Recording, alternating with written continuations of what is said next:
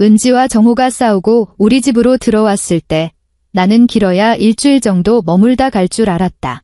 하지만 일주일이 2주일이 되고 2주일은 한 달이 되었으며 한 달은 어느새 2달로 바뀌었다. 주말마다 장을 봐서 채워 넣은 냉장고 식재료들은 월요일만 되면 바닥을 드러냈다. 참다 못해 용기를 내어 시어머니에게 전화를 걸었다.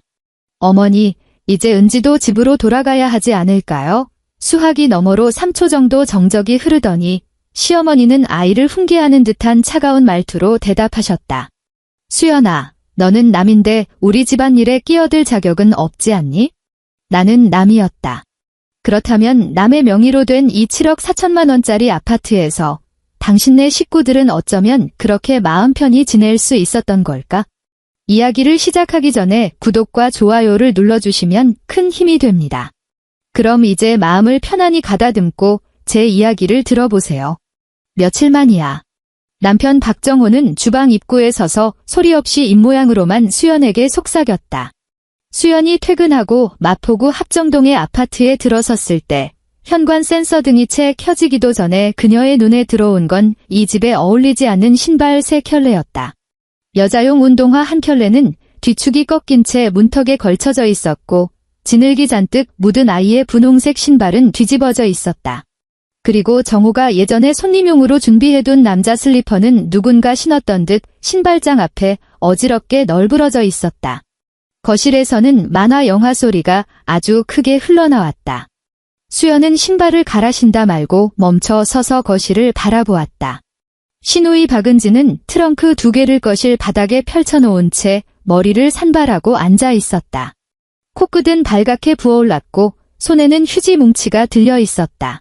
5살짜리 조카는 소파에 엎드려 수연의 태블릿 PC로 만화를 보고 있었다. 아이의 손에는 양념치킨 조각이 들려 있었고 화면은 이미 기름진 지문으로 엉망이었다. 언니 은지가 고개를 들자 목소리가 잠겨 있었다. 나 그 사람이랑 대판 싸웠어. 아이는 고개도 들지 않은 채 양념이 묻은 손가락을 소파 등받이에 쓱 문질렀다. 수연은 연회색 패브릭 소파 위로 번져가는 기름 얼룩을 바라보다가 2초가 지난 후에야 입을 뗐다. 일단 들어와서 이야기해. 사실 이미 들어와 있는 상태였다. 정호는 주방 입구에서 앞치마를 반쯤 두른 채 마치 이 상황을 예상했다는 듯한 표정으로 서 있었다. 그는 아내에게 눈짓을 보내며 다시 한번 입모양으로 강조했다. 며칠 만이야. 수연은 가방을 식탁 의자에 내려놓고 아이에게 다가가 태블릿을 뺏으려 했다. 조카는 순순히 놓아주지 않으며 소리를 질렀다. 엄마, 왜 숙모가 뺏어? 은지는 기다렸다는 듯 다시 휴지로 얼굴을 감싸며 더 서럽게 울기 시작했다. 정호가 급히 다가와 아내의 목소리를 낮췄다. 애가 지금 불안해하잖아. 자극하지 마. 수연은 정호의 손을 보았다. 그는 소파를 닦지도 현관의 신발을 정리하지도 않았다. 그저 아내와 여동생 사이를 가로막고 서서 이 집에서 정말 위로받아야 할 사람이 은지인 것처럼 행동했다. 자극하는 게 아니야. 수연은 아이의 손에서 태블릿을 낚아채 물티슈로 화면을 닦았다. 내 물건을 제자리에 두려는 것뿐이야. 조카는 자지러지게 울기 시작했다. 은지는 아이를 품에 안고 울먹이며 말했다. 엄마가 미안해. 우리가 갈 데가 없어서 그래? 정호는 미간을 찌푸리며 아내를 보았다. 수연아. 그 부름 속에 담긴 뜻을 수연은 잘 알았다. 이럴 때 따지지 마라. 분위기 망치지 마라. 나를 곤란하게 하지 마라. 수연은 태블릿 전원을 끄고 침실 서랍에 넣었다. 거실로 나오자 정호는 이미 작은 방 문을 열어두었고 은지의 트렁크 2개는 침대 옆으로 밀려 들어가 있었다. 그 방은 원래 수연의 서재였다. 창가 책상 위에는 그녀가 읽다 만 자료와 회사에서 가져온 서류들이 그대로 놓여 있었다. 오늘 밤은 일단 여기서 자라고 했어. 정호가 말했다. 며칠 지나서 은지 마음 좀 가라앉으면 내가 데려다 줄게. 수연은 책상 위에 있던 서류들이 정호의 손에 뭉텅이로 들려 거실 구석으로 옮겨지는 것을 지켜보았다. 며칠이 정확히 며칠인데 수연이 물었다. 정호가 주춤하는 사이 은지는 고개를 푹 숙이고 어깨를 들썩였다. 정호는 결국 목소리를 더 낮춰 대답했다. 지금은 묻지 마. 그날 밤 수연은 더 이상 묻지 않았다. 그녀는 소파 등받이에 기름 얼룩을 3번이나 닦아냈지만 천에는 여전히 옅은 자국이 남았다. 주방에서는 정호가 여동생을 위해 따뜻한 국을 끓이고 조카의 밥을 챙겨준 뒤 아내에게 한마디를 남겼다. 당신도 좀 먹어. 수연은 싱크대 앞에 서서 손을 씻었다. 찬물에 닿은 손가락 끝이 하얗게 질렸다. 싱크대 옆에는 배달 음식 상자가 놓여 있었고 그 안에는 먹다 남은 치킨 조각과 흘러나온 양념이 지저분하게 묻어 있었다. 그녀는 아무것도 먹지 않았다. 첫 주 동안 집 안에서는 매일같이 라면 냄새와 치킨 냄새가 진동했다. 수연이 아침 7시 30분에 출근할 때 은지와 아이는 잠들어 있었다. 저녁 8시가 넘어 퇴근하면 현관에는 항상 배달 봉투가 널려 있었고 거실 매트 위에는 장난감이 흩어져 있었으며 소파 틈새에는 과자 부스러기가 박혀 있었다. 텔레비전은 켜진 채 아이는 바닥에서 만화를 보고 있었고 은지는 작은 방 침대에 누워 스마트폰만 보고 있었다. 언니 왔어. 은지는 가끔 문틈으로 고개만 내밀었다. 오늘 너무 힘들어서 정리를 못했네. 말투가 너무나 당당했다. 남의 집 침대와 책상, 냉장고를 차지하고서도 힘들다는 말 한마디면 모든 걸 제자리에 둘 의무가 사라지는 손님 같았다. 정호는 수연보다 퇴근이 늦었다. 그가 돌아오면 가장 먼저 작은 방 문 앞으로 가서 여동생에게 물었다. 밥 먹었어? 애는 안 보챘고 그러고 나서야 아내에게 고개를 돌려 물었다. 오늘 회사 바빴어? 예전에는 이 우선순위가 이토록 노골적이지 않았다. 하지만 지금은 식탁 위에 잘못 놓인 그릇처럼 명확했다. 토요일 아침 7시 수연은 아이의 비명에 잠이 깼다. 눈을 떴을 때 침실은 아직 어두웠다. 정우는 등을 돌린 채 자고 있었고 휴대폰은 베개 옆에 떨어져 있었다. 밖에서는 아이가 깍깍거리며 웃는 소리가 들리더니 곧이어 무언가 쓰러지는 둔탁한 소리가 났다. 수연은 일어나 가디건을 걸치고 거실로 나갔다. 거실에는 조카가 우유 한 팩을 바닥에 엎질러 놓은 상태였다. 하얀 액체가 나무 바닥 틈새로 흘러 들어가고 있었고 아이는 양말을 신은 채 우유 위를 미끄러지며 놀고 있었다. 아이는 발을 구를 때마다 비명을 지르며 즐거워했다. 작은 방 문은 닫혀 있었다. 안에서는 아무런 기척도 없었다. 수연은 급히 다가가 아이의 팔을 잡았다. 그만해, 넘어져. 아이는 수연의 손을 뿌리쳤다. 싫어. 놀 거야. 수연은 안방을 돌아보았다. 정우는 몸을 뒤척였고 문틈으로 이불 부스럭거리는 소리가 들렸지만 다시 조용해졌다. 그녀는 바닥에 주저앉아 걸레로 우유를 조금씩 흡수시켰다. 강화마루는 물기가 스며들면 안 된다는 걸 그녀는 잘 알고 있었다. 이 아파트를 살 때 혼자서 수십 군데를 돌아다녔고 결국 채광이 좋고 바닥 관리가 잘 된 이 집을 선택했었다. 당시 부동산 중개인은 전 주인이 집을 아주 아끼며 살았다고 말했었다. 그런데 지금 아이의 양말이 우유를 짓밟으며 엉망진창인 발자국을 남기고 있었다. 외숙모, 빨리 좀 닦아봐. 조카는 소파 옆에 서서 그녀를 내려다보고 있었다. 수연의 손이 멈췄다. 드디어 작은 방 문이 열렸다. 은지는 잠옷차림으로 나와 눈을 비비며 물었다. 무슨 일이야? 수연은 고개를 들지 않은 채 대답했다. 우유 엎질렀어. 은지는 바닥을 슬쩍 보더니 아이를 한 번 쳐다보고 하품을 했다. 어머, 너 또 장난쳤니? 언니 미안해. 내가 어제 잠을 좀 설쳐서. 말을 마친 그녀는 욕실로 쏙 들어갔다. 샤워기 물소리가 들리기 시작했다. 수연은 묵묵히 바닥을 닦았다. 그때 정호가 안방에서 부스스한 모습으로 나와 문가에 서서 지켜보았다. 나를 깨우지 그랬어. 정호가 말했다. 수연은 젖은 걸레를 꽉 짜며 건조하게 말했다. 깨워봤자 소용없었을 거야. 정호는 인상을 썼다. 주말 아침부터 꼭 그렇게 말을 해야겠어? 수연은 대꾸하지 않았다. 그녀는 우유를 다 닦아내고 마른 걸레로 나뭇결을 따라 한 번 더 닦았다. 조카는 다시 소파로 기어 올라가 리모컨을 딸깍거리며 눌러댔다. 그날 오전, 수연은 거실을 다시 정리했다. 정우는 은지와 아이를 데리고 집 앞 카페에 가서 커피를 사왔는데 손에는 세 잔만 들려 있었다. 당신 찬 거 안 마시는 줄 알았지? 정호는 빨대를 꽂아 여동생에게 건넸다.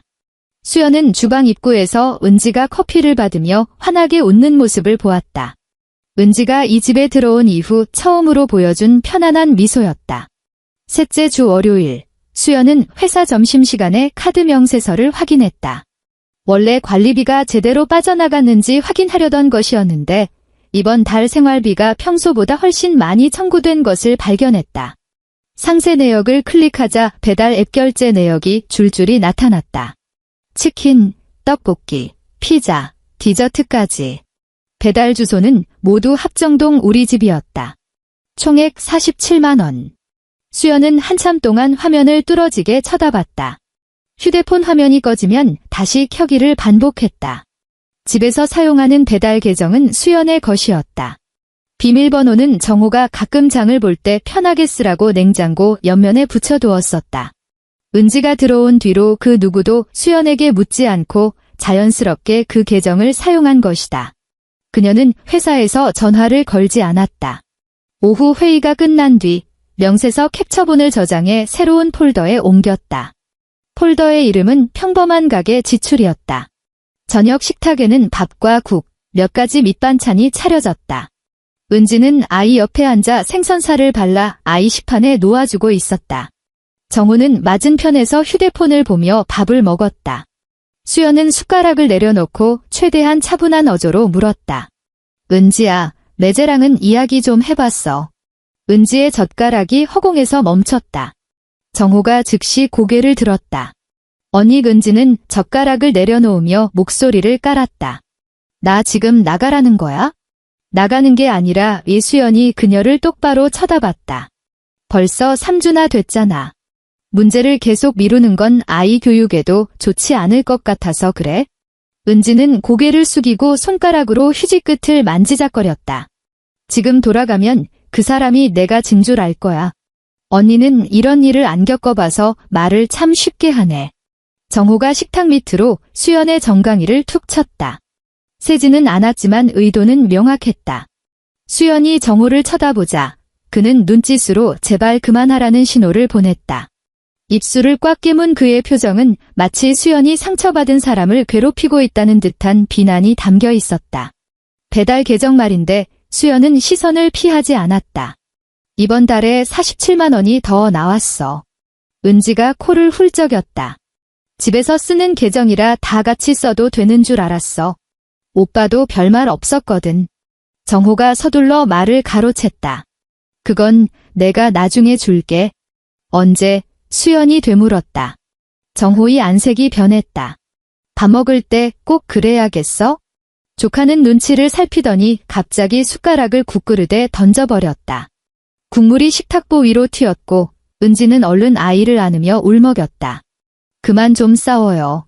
애가 겁먹잖아. 결국 그날 저녁 식사는 끝까지 이어지지 못했다. 수연이 그릇을 치우려 하자 정호가 주방으로 들어와 낮은 목소리로 말했다.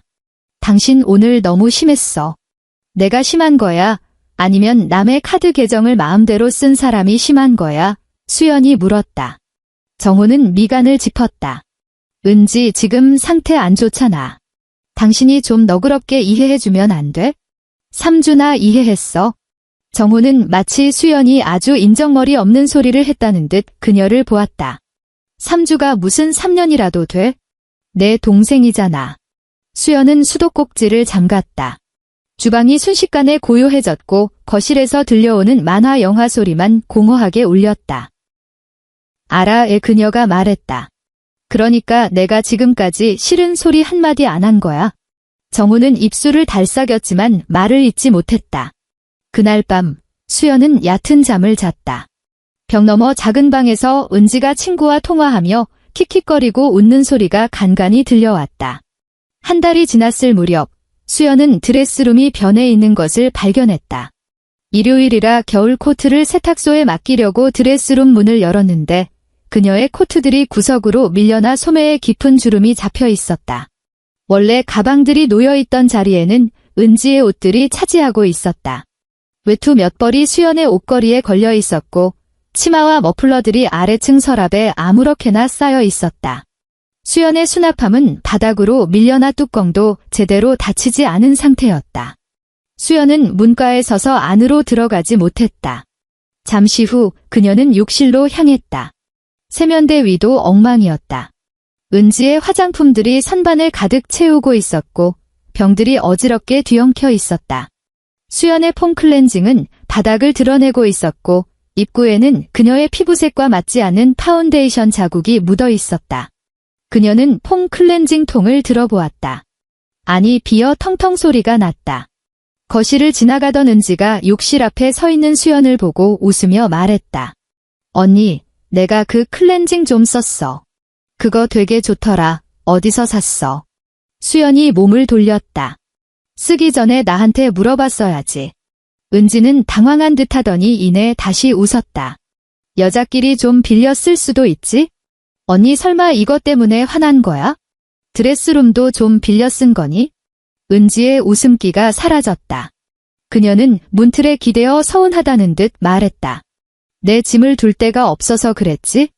여기 있고 싶어서 있는 줄 알아? 그럼 언제까지 있을 생각인데? 은지는 대답하지 않았다. 그녀는 거실 쪽을 보며 목소리를 높였다. 오빠, 언니가 또 나 언제 가냐고 물어봐. 소파에 앉아있던 정호가 짜증스럽게 일어났다. 수연아, 너는 왜 꼭 꽤 힘들 때만 골라서 그래? 수연은 빈 클렌징 통을 꽉 쥐었다. 손가락 끝에 파운데이션 가루가 묻어났다. 그녀는 통을 세면대 위에 탁 내려놓았다. 여긴 내 집이니까 이 그녀가 말했다. 정호의 표정이 굳어지더니 험악해졌다. 또 시작이네. 너는 매번 끝에 가면 니네 집, 내 집 따지더라. 은지는 옆에서 고개를 숙이고 나직하게 말했다. 오빠 됐어. 내가 원래 애물단지지 뭐. 정호는 즉시 여동생을 달랬다. 아니야. 그런 뜻 아니야. 수연은 그들을 바라보았다. 오빠는 여동생을 달래느라 여념이 없고 여동생은 눈가를 훔치고 있으며 아이는 거실에 장난감을 쏟아놓고 있었다. 그 모습은 너무나 완벽한 한 가족 같았다. 오직 수연만이 욕실 문 앞에서 남이 다 써버린 폼 클렌징 통을 든 채 이방인처럼 서 있었다. 6째 주, 수연은 마침내 시어머니 금순자 여사에게 전화를 걸었다. 그날 그녀는 퇴근 후 곧장 집으로 가지 않았다. 회사 근처 편의점 앞에 서서 빌딩 숲 사이로 불어오는 차가운 바람을 맞았다.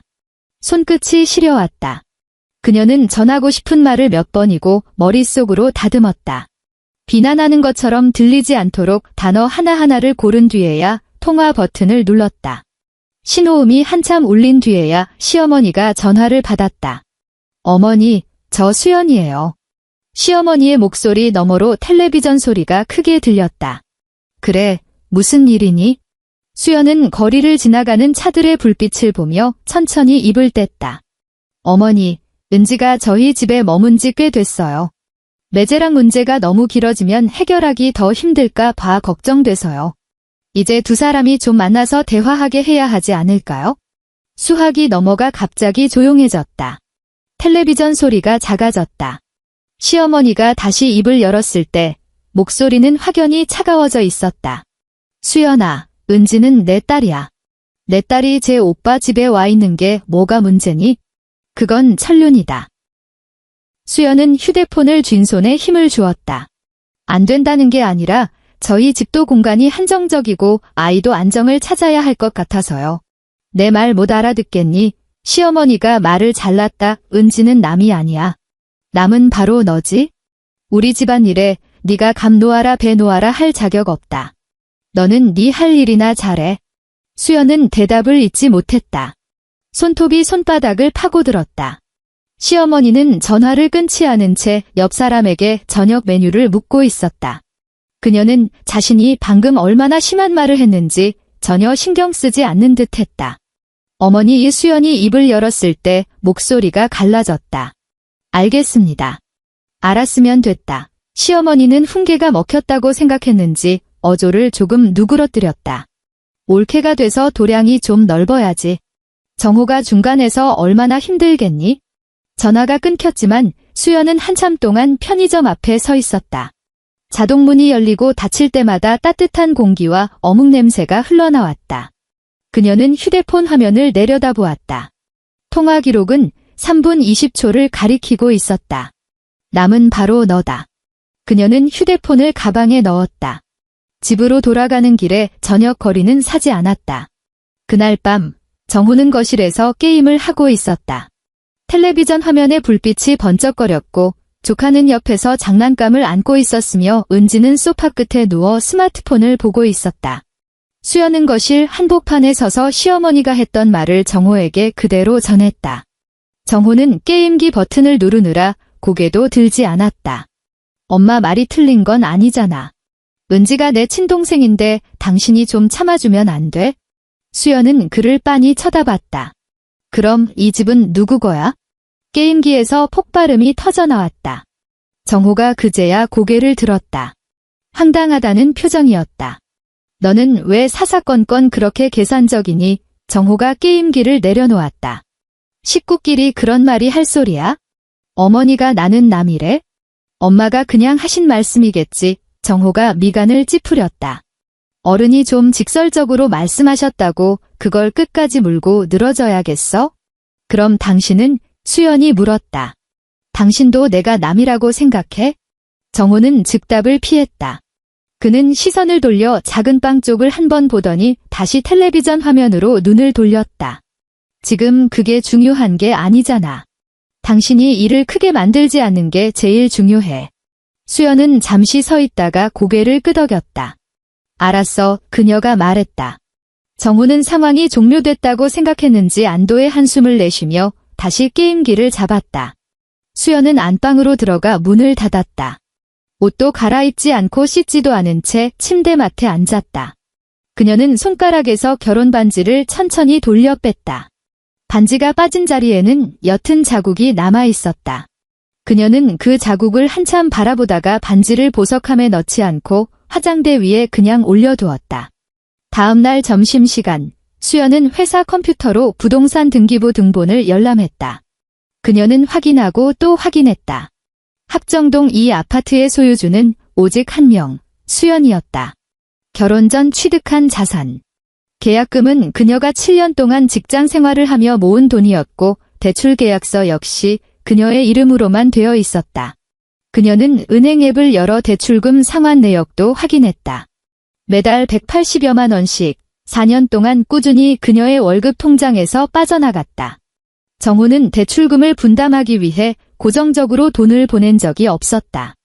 어쩌다 몇십만 원 보내주며 이번 달 고생했다는 말을 생색내듯 던졌을 뿐이고 그마저도 나중에는 생활비로 다시 가져갔다. 수연은 모든 기록을 내려받아 가게 지출 폴더에 저장했다. 그녀는 서두르지 않았다. 그날 저녁에도 평소처럼 퇴근해 저녁을 차렸고 거실에 장난감들을 한 곳으로 밀어두었으며 정호가 회식 때문에 짜증난다고 투덜거릴 때 묵묵히 들어주었다. 다만 더 이상 은지에게 짐 정리를 독촉하지 않았고 언제 갈 거냐고 묻지도 않았다. 수연의 침묵에 은지는 더욱 기고만장해졌다. 7째 주 금요일 밤, 수연은 밤 10시가 넘도록 야근을 했다. 엘리베이터 문이 열리자마자 집안에서 흘러나오는 웃음소리가 들렸다. 도어록 비밀번호를 누르고 문을 열자 시원한 맥주 냄새와 치킨 냄새가 확 풍겼다. 거실 불은 환하게 켜져 있었다. 모르는 여자 4명이 수연의 거실 매트 위에 앉아 치킨을 뜯으며 맥주를 마시고 있었다. 조카는 소파 위에서 수연의 양모 담요를 덮고 잠들어 있었고 매트 한쪽에는 맥주가 쏟아져 서서히 얼룩이 번지고 있었다. 은지는 수연을 발견하고 종이컵을 들어 보이며 웃었다. 언니 왔어. 같이 한잔할래? 모르는 여자 중 한 명이 수연을 훑어보더니 대수롭지 않게 말했다. 이분이 그 올케언이야? 집 진짜 좋다. 은지는 의기양양하게 대답했다. 그렇다니까. 합정동 여기가 살기 편해. 수연은 신발도 갈아 신지 않은 채 현관에 서 있었다. 그녀의 시선은 낯선 이들의 발, 식탁 위의 뼈다귀, 매트 위에 맥주 자국을 지나 은지의 얼굴에 멈췄다. 지금 몇 시지? 수연이 물었다. 은지는 휴대폰을 쓱 보더니 대답했다. 11시 반 좀 안 됐네? 언니 내일 출근 안 하잖아. 여기는 술집이 아니야, 수연이 말했다. 거실이 순식간에 조용해졌다. 은지의 친구들은 서로 눈치를 살피더니 어색하게 가방을 챙겼다. 은지의 얼굴이 술기운이 아닌 수치심으로 붉어졌다. 사람들 앞에서 면박을 당했다고 생각한 모양이었다. 그녀는 종이컵을 내려놓으며 쏘아붙였다. 언니, 꼭 이래야겠어? 친구들 좀 놀러 올 수도 있지? 매트 닦아놔. 그리고 당장 끝내 이수연이 차갑게 말했다. 은지가 벌떡 일어났다. 언니 나한테 쌓인 거 많지? 그렇지. 소란스러운 소리에 정호가 안방에서 나왔다. 거실 풍경을 보고 당황하더니 아내를 쳐다봤다. 수연아, 남들 있는데 일단 진정해. 남들. 그 단어가 정호의 입에서 나오자 거실은 더욱 싸늘해졌다. 수연은 그를 쳐다봤다. 이 사람들은 남이고 나도 남이라며. 그럼 대체 누가 말을 할 수 있는데? 정호의 안색이 굳어졌다. 말꼬리 좀 잡지 마. 은지의 친구들은 서둘러 집을 나갔다. 문이 닫히고 아이가 깨서 울기 시작했다. 은지는 아이를 안고 작은 방으로 들어가며 들으라는 듯 한마디 던졌다. 2달 좀 살았다고 진짜 너무하네. 정 떨어져서 살겠나. 수연은 바닥에 주저앉아 매트에 맥주 자국을 닦아냈다. 정호는 도와줄 생각도 하지 않고 옆에 서 있었다. 내일 해, 정호가 말했다. 벌써 시간이 몇인데. 수연은 흡수 패드를 얼룩 부위에 꾹 누르며 대답했다. 내일이면 속까지 다 스며들어. 당신은 참 그런 물건들에 예민하더라. 수연이 고개를 들어 그를 보았다. 전부 내가 산 거니까? 정호의 얼굴이 다시 굳어졌다. 그는 대답 없이 안방으로 들어갔고 문은 쾅 닫혔다. 수연은 그가 안에서 깊은 한숨을 내쉬는 소리를 들었다. 마치 자기가 큰 인내심을 발휘하고 있다는 듯한 한숨이었다. 그 다음 주 월요일, 수연은 점심시간을 이용해 강남구의 한 부동산 중개업소를 찾았다. 중개인은 40대 중반의 이 소장이라는 여성이었는데 일 처리가 아주 야무져 보였다. 수연은 등기부 등본과 대출 내역서를 테이블 위에 올려두고 합정동 아파트를 내놓고 싶다고 짧게 말했다. 서류를 검토하던 이 소장이 고개를 들었다. 지금 집안에 거주자가 있죠? 제가 처리하겠습니다. 수연이 대답했다. 이 소장은 수연을 슬쩍 쳐다보더니 더 묻지 않았다. 다만 이렇게 덧붙였다. 이 위치면 입지가 좋아서 가격만 맞으면 금방 나갈 거예요. 대신 집 비워주는 날짜는 확실히 해주셔야 합니다. 1달 안에 비울 수 있습니다. 유수연이 말했다. 그 말을 하는 수연의 손은 무릎 위에서 조금도 떨리지 않았다. 며칠 뒤부터 그녀는 중요한 물건들을 하나둘씩 회사로 옮기기 시작했다. 여권, 통장, 귀금속, 업무 서류, 그리고 버릴 수 없는 오래된 일기장들까지. 그녀는 매일 조금씩 챙겨 회사 보관함에 넣었다. 가방이 무거워져 어깨에 자국이 남았지만 정호는 눈치채지 못했다. 정호는 원래 수연의 가방 따위에는 관심이 없었다. 은지 역시 올케가 퇴근 후 어디를 들렀다 오는지 궁금해하지 않았다.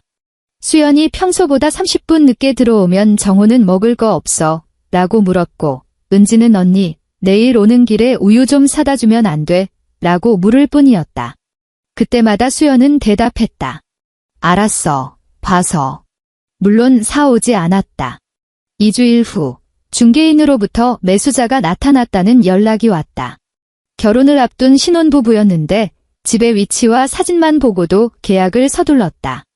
자금 준비도 이미 끝난 상태라 7억 4천만 원을 전액 현금으로 치르기로 했고 1달 안에 입주하기를 원했다. 등기 관계가 깨끗하고 대출금도 잔금 시 상계 처리하면 됐기에 절차는 복잡할 것이 없었다. 계약 당일 수연은 반차를 냈다. 부동산 사무실 안은 에어컨 바람으로 서늘했다. 맞은편에 앉은 예비신부 쪽은 수연보다 몇 살 어려 보였는데 예비신랑의 손을 꼭 쥐고 있었다. 계약서가 한 장 한 장 넘겨졌고 중개인은 잔금일과 인도일, 현 상태 그대로 인도한다는 조항을 꼼꼼히 확인했다. 매도인 측, 다른 권리관계나 동의 문제 없는 거 확실하죠? 중개인이 물었다. 수연은 대답했다. 확실합니다. 펜초기 종이 위에 다차 사각거리는 소리가 들렸다. 한수연, 석자를 한자 한자 써 내려갔다. 4년 전 이 집을 살 때만큼이나 선명한 필체였다. 그때는 긴장해서 천천히 썼지만 이번에는 확신에 차서 거침없이 썼다. 이 소장은 계약서를 챙기며 웃으며 말했다. 한 선생님, 정말 과단성 있으시네요. 보통 자가주택 팔 때는 미련이 남아서 망설이시던데. 수연은 펜 뚜껑을 닫으며 대답했다. 팔아야 할 때 팔아야죠. 그날 밤 집에 돌아오자 욕실 문이 닫혀 있었고 문틈으로 수증기가 새어나오고 있었다. 수연은 문 앞에 서서 은지가 안에서 콧노래를 흥얼거리는 소리를 들었다.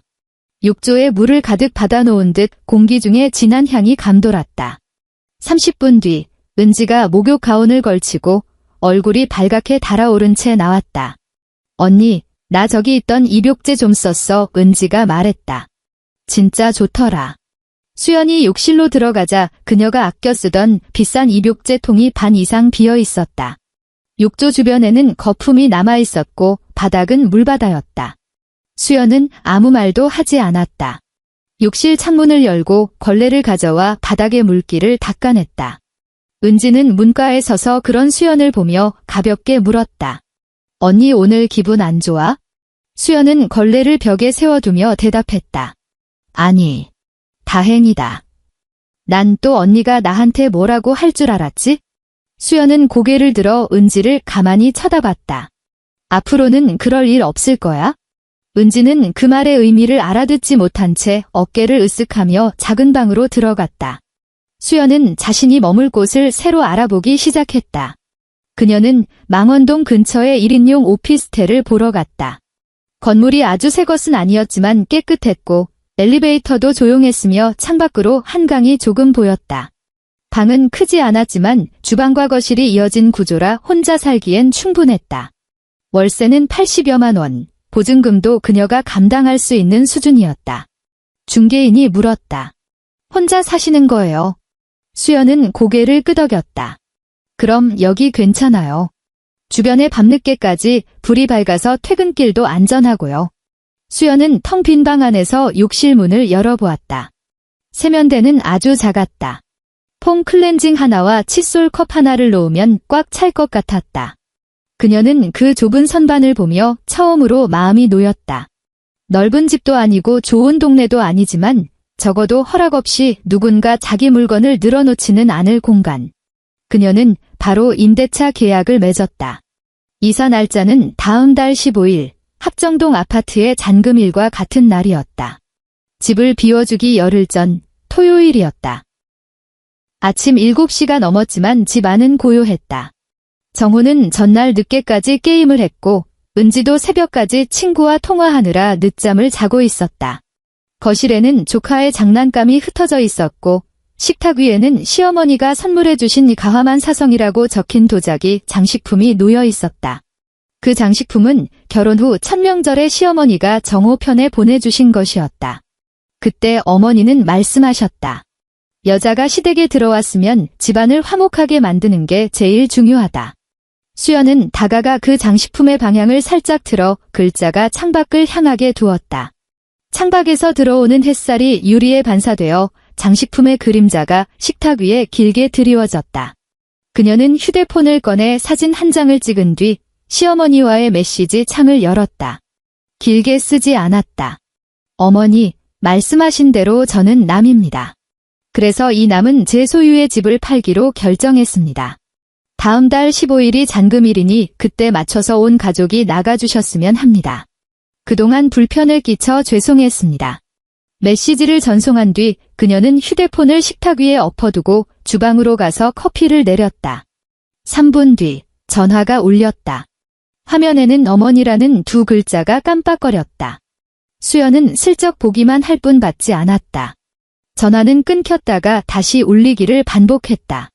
17통이나 계속되더니 드디어 안방에서 정호의 다급한 발걸음 소리가 들려왔다. 정호는 까치집이 된 머리로 달려나와 휴대폰과 아내를 번갈아 보며 비명을 지르듯 물었다. 당신 미쳤어. 집을 팔았다고? 수연은 식탁에 앉아 커피잔을 든 채 그를 올려다보았다. 내가 남이라며 그녀가 담담하게 말했다. 남이 자기 재산을 처분하는데 당신네 식구들이랑 상의할 필요는 없잖아. 정호는 입을 벌린 채 적절한 욕설조차 찾지 못하는 듯 했다. 그는 식탁 앞으로 다가와 테이블을 짚으며 소리쳤다. 어떻게 이럴 수가 있어? 여기가 우리 집인데. 등기부 등본상에는 아니야. 한수연, 정호가 목소리를 높였다. 부부 사이에 어떻게 이렇게 따져? 식구끼리는 따지는 거 아니라고 당신이 그랬지. 수연이 그를 똑바로 쳐다봤다. 그런데 당신들은 아주 철저하게 따지더라. 대출금 갚을 때는 내가 식구고 입 닥치고 있으라고 할 때는 내가 남이고. 정호의 얼굴이 불그락푸르락 변했다. 우리 엄마가 그냥 홧김에 하신 말씀이잖아. 당신도 반대 안 했어. 그 한마디에 정호의 목소리가 턱 막혔다. 작은 방 문이 열리고 은지가 눈을 비비며 나왔다. 오빠 무슨 일이야? 엄마가 계속 전화와. 정호는 대답하지 못했다. 시어머니의 전화가 다시 걸려왔고 휴대폰은 식탁 위에서 웅웅거리며 진동했다. 수연은 커피 한 모금을 마셨다. 식어버린 커피였지만 그녀는 천천히 삼켰다. 그날 오후 시어머니 금순자 여사가 합정동 아파트로 들이닥쳤다. 현관문이 열리자마자 신발도 채 벗지 않은 채 거실로 돌진했다. 진한색 외투를 걸친 어머니는 머리가 헝클어져 있었고 가방을 휘두르며 식탁을 내리쳤다. 수연아, 너 지금 우리 집을 공중분해 시키겠다는 거냐? 조카는 겁을 먹고 은지의 등 뒤로 숨었다. 얼굴에 마스크팩을 붙이고 있던 은지는 거실로 나와 상황을 파악하더니 소리를 질렀다. 엄마, 집을 팔았다고. 우리 그럼 어디로 가? 어머니는 딸의 질문에 대답하지 않고 오직 며느리만 쏘아보았다. 이런 큰일을 정호랑 상의도 안 하고 시댁이랑 상의도 없이. 너는 눈에 보이는 어른도 없니? 수연은 가방에서 부동산 매매 계약서 복사본을 꺼내 식탁 위에 올려두었다. 어머니, 이미 계약 끝났어요. 매수인이 다음 달 15일에 집 비워달라고 했으니까 은지도 이제 새 거처를 찾아봐야 할 것 같아요. 은지는 어머니 딸이고 식구잖아요. 시어머니는 복사본을 집어들고 손을 떨며 훑어내려갔다. 계약 세부 내용은 잘 모르겠지만 주소, 금액, 날짜, 그리고 매도인 이름이 오직 한수연이라는 사실은 명확히 보였다. 어머니의 얼굴이 순식간에 하얗게 질렸다. 너 정말 팔았단 말이냐? 제 집이니까요. 결혼하면 네 거 내 거가 어디 있어. 정호가 살고 은지가 살면 그게 집이지. 수연이 말했다. 어머니가 저번에 그러셨죠. 제가 남이라고. 어머니의 입술이 파르르 떨렸다. 그건 내가 그냥 오빠 동생 일에 끼어들지 말라고 한 소리지. 알아들었어요. 수연은 계약서를 다시 당겨오며 덧붙였다. 그래서 끼어들지 않기로 했어요. 당신네 가족 일은 당신들이 알아서 해결하세요. 제 집은 제가 알아서 처리할 거고요. 은지는 그제야 상황 파악이 됐는지 마스크팩이 너덜거리는 것도 잊은 채 오빠를 쳐다봤다. 오빠, 그럼 우리 어디로 가? 응. 정우는 거실 한가운데 서서 참담한 표정으로 서 있을 뿐 대답이 없었다. 은지는 다시 어머니를 보았지만 어머니 역시 아무런 대답을 내놓지 못했다. 세 사람의 시선은 결국 다시 수연에게 쏠렸다. 수연은 자리에서 일어나 커피잔을 싱크대에 놓았다. 달칵 소리가 고요한 거실에 울려 퍼졌다. 그건 이제 제가 걱정할 일이 아니에요. 그녀가 말했다. 저는 남이니까요. 그날 이후 집안의 공기가 완전히 바뀌었다. 정호는 처음엔 불같이 화를 냈다. 수연을 향해 냉혈한이니 가족을 벼랑 끝으로 내모느니 집하는 큰일을 알리지 않은 건 명백한 배신이니 하며 퍼부어댔다. 수연은 그의 말이 끝날 때까지 기다렸다가 계약서 복사본을 챙기며 한마디만 물었다. 당신 잔금일 전까지 이 집 살 능력 돼? 정호가 주춤했다. 아니면 남은 대출금을 당신이 승계하고 나한테 그동안 낸 원금을 돌려줘. 그럼 계약 파기하고 당신 명의로 돌려줄게. 수입 증명서랑 신용 점수 준비해서 은행 가자. 정호의 기세가 순식간에 꺾였다. 당신도 내 월급 뻔히 알면서.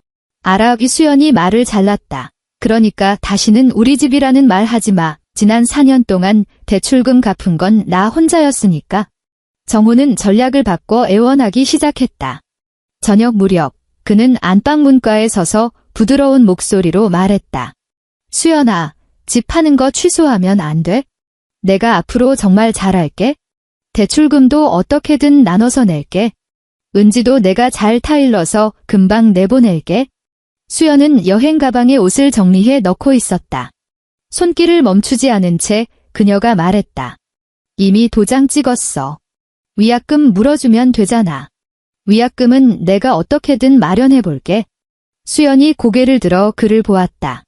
당신 한 달 대출금 이자도 못 내면서 위약금은 어디서 나는데? 정호는 입술을 꽉 깨물었다. 너는 꼭 그렇게 말을 가시 돋치게 해야겠어? 돈을 어디서 구할 건지 묻는 것뿐이야? 정호는 수연이 정리하는 옷가지들을 보더니 불쑥 물었다. 너 벌써 이혼까지 생각하는 거야? 수연은 셔츠를 정성껏 접어 넣으며 대답했다.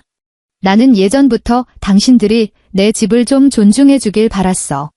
정호는 고개를 떨구고 한참을 침묵하더니 나직하게 내뱉었다. 은지는 내 동생이야. 내가 모른 척할 수 없어. 모른 척하지 마, 수연이 말했다. 당신 시간, 당신 돈, 당신 집으로 도와줘. 내 거 쓰지 말고. 그 말을 끝으로 정호는 더 이상 말을 잇지 못했다. 시어머니도 가만히 있지 않았다. 은퇴한 법무사인 친척 동생을 데리고 집으로 찾아왔다. 그 노인은 거실에 앉아 계약서, 복사본을 훑어보며 엄한 목소리로 꾸짖었다. 부부가 공동생활을 한 집인데 마음대로 팔 수 있는 게 아니야? 정호도 자기 권리를 주장할 수 있단 말이지. 수연은 맞은편에 앉아 그의 말을 다 듣고 명함 한 장을 내밀었다. 제 변호사입니다. 앞으로는 제 대리인을 통해서 말씀해 주세요. 어머니가 기함을 하며 소리쳤다. 변호사까지 불렀어. 너 정말 식구들을 법정에 세울 셈이냐? 어머니, 저를 고소하겠다고 하신 건 어머니 쪽이에요. 수연이 차분하게 대답했다. 어머니는 할 말을 잃고 아들을 쳐다봤다. 정호야, 너 저 마누라 꼴 좀 봐라. 정호는 구석에 서서 지친 기색이 역력한 표정으로 서 있었다. 그는 요 며칠 어머니와 여동생의 성화에 시달리고 아내에게는 차갑게 거절당하고 중개인에게는 집을 비우라는 독촉을 받고 있었다. 예전에는 당신이 좀 참아 한마디면 모든 문제가 수연의 어깨 위로 넘어갔지만 이제는 그 마법 같은 주문이 통하지 않았다. 은지도 이제야 현실을 깨닫고 당황하기 시작했다. 그녀는 정호에게 전화하고 어머니에게 매달리고 남편과도 몇 번이나 싸웠다. 오빠 집이 자신의 마지막 보루라고 믿었기에 올케가 아무리 싫어해도 정말 길바닥으로 내쫓지는 못할 거라 생각했다. 하지만 그 보루는 오빠가 준 것이 아니라 올케의 소유였다는 사실을 너무 늦게 알았다. 어느 날 밤, 은지가 주방 입구에서 예전보다 훨씬 낮은 목소리로 말했다. 내가 그동안 좀 분별 없이 굴었을지도 몰라.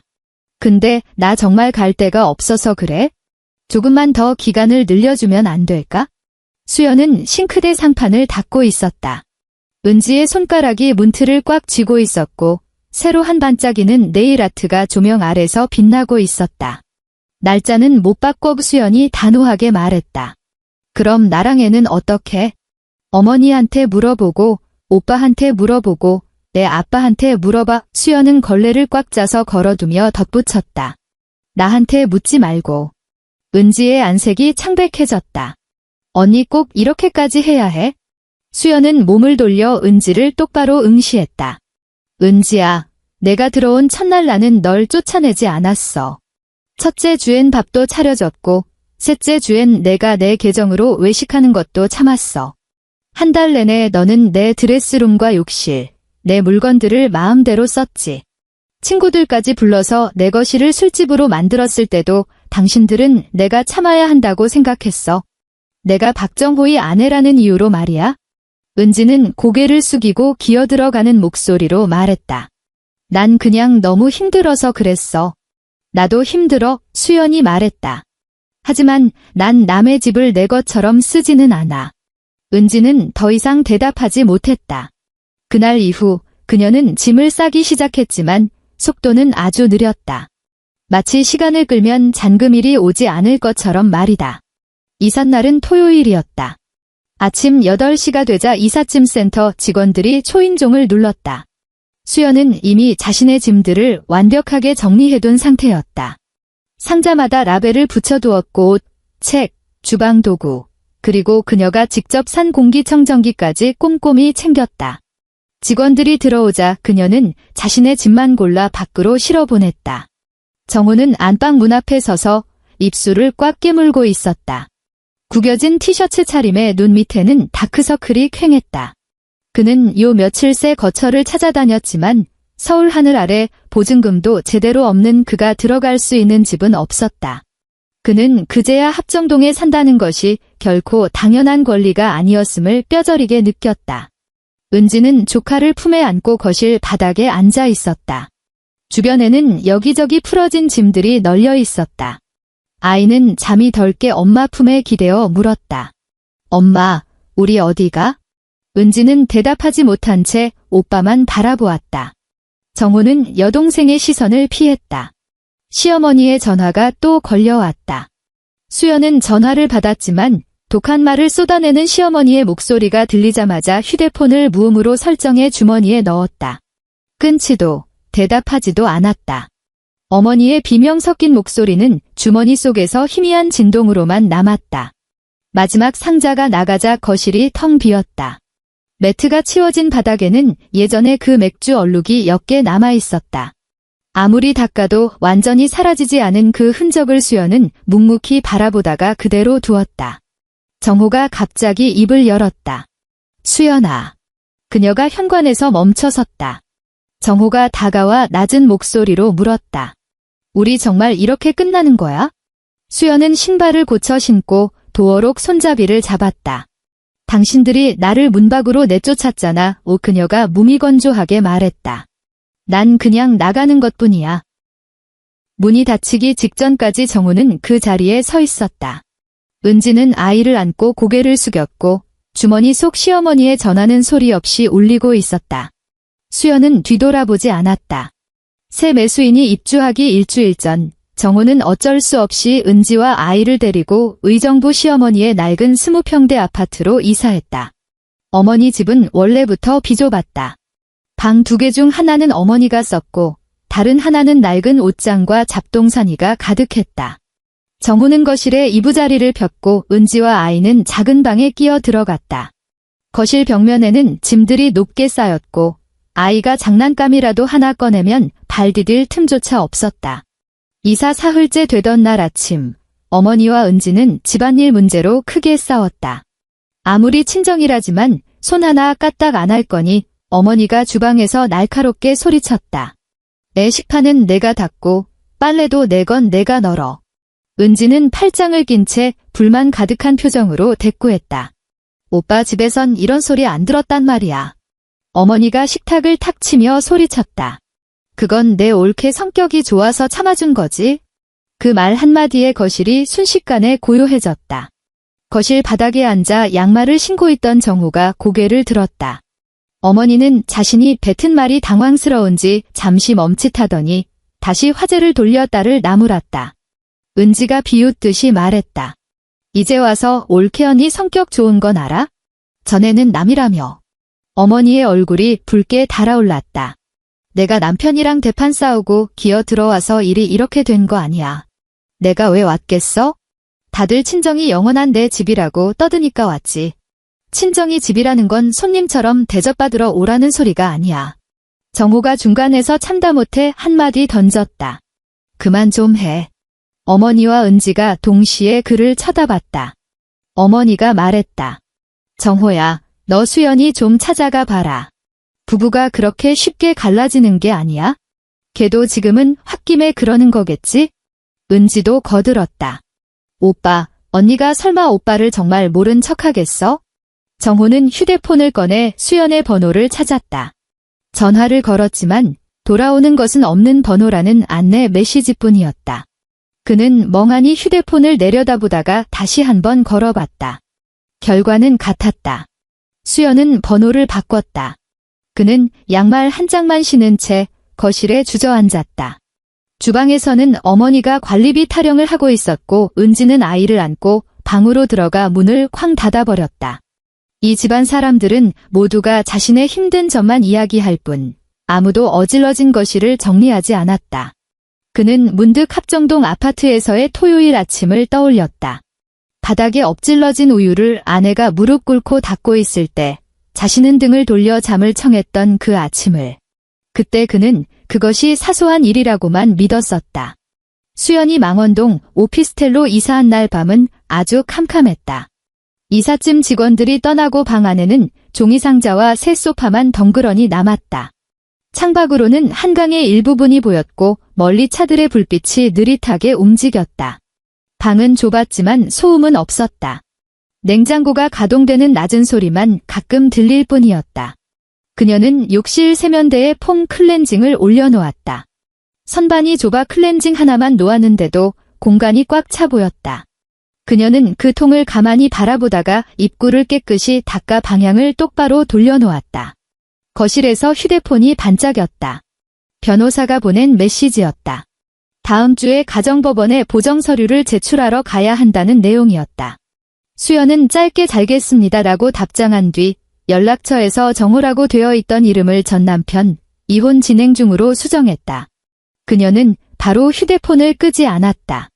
바뀐 이름표를 몇 초간 바라보다가 그제야 전원을 껐다. 냉장고에서 꺼낸 캔맥주는 아주 차가웠다. 새 소파에 앉아 캔고리를 당기자 칙하는 소리와 함께 거품이 올라왔다. 그녀는 시원한 맥주 한 모금을 길게 들이켰다. 차가운 기운이 식도를 타고 내려가며 가슴속까지 시원하게 씻어주는 기분이었다. 왜 이걸 샀느냐고 묻는 사람도 없었다.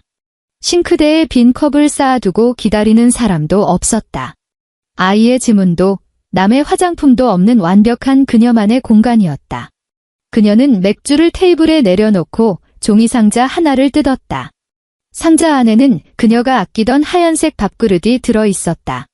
그녀는 그릇을 꺼내 찬장 가장 아래 칸에 넣었다. 위치가 아주 딱 맞았다. 석 달 뒤 이혼 판결이 났다. 합정동 아파트는 수연의 혼전 자산이었고 등기와 대출 기록이 명확했기에 정호는 분할 권리를 인정받지 못했다. 정호 측 변호사는 혼인기간 가사 기여도를 주장하려 했으나 수연 측 변호사는 4년간의 대출 상환 내역, 가계 지출 내역, 그리고 시누이가 장기간 거주하며 발생한 비용과 그 과정에서의 갈등 기록들을 제출했다.